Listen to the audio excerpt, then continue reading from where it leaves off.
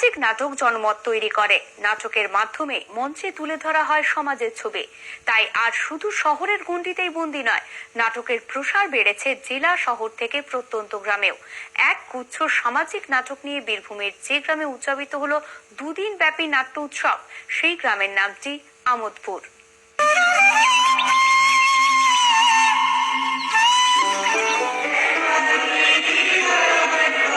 শিউরির আমোদপুর গ্রাম নামের মাঝেই লুকিয়ে আছে বিনোদনের সূত্র। এই গ্রামে বিনোদনের অন্যতম পাথেয়ই নাটক। গড়ে উঠেছে বিভিন্ন নাট্য সংস্থা। ইদানিং এই জেলায় নাটকের প্রসার আরও বাড়াতে সাহায্যের হাত বাড়িয়েছে পশ্চিমবঙ্গ নাট্য একাডেমিও। সম্প্রতি আমোদপুর নাট্যতীর্থের উদ্যোগে জয় দুর্গা হাই স্কুলে উদযাপিত হলো দুদিন ব্যাপী রাঙামাটি নাট্য উৎসব। মঞ্চস্থ হয় বিভিন্ন নাট্য সংস্থার মোট 6টি সামাজিক নাটক।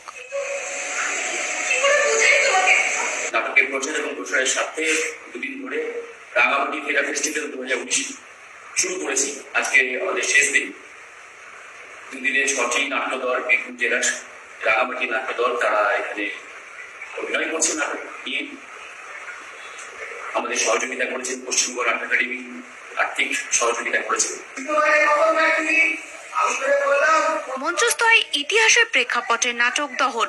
সাঁইথিয়া ওয়েক আপ নাট্যদলের নদী জীবন নিয়ে নাটক ইচ্ছামতি, বোলপুর নৃত্য নিকেতনের নাটক মৃত্যু, শিউরি চিরন্তন থিয়েটারের নাটক অলিকে নাট্যরঙ্গ।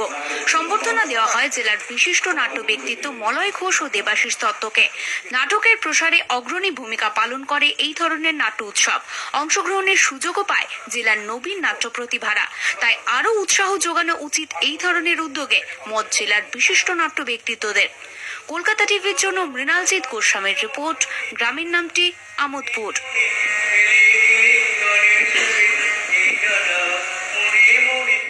গ্রামের নামটিতে সময় আরও একটা বিরতির।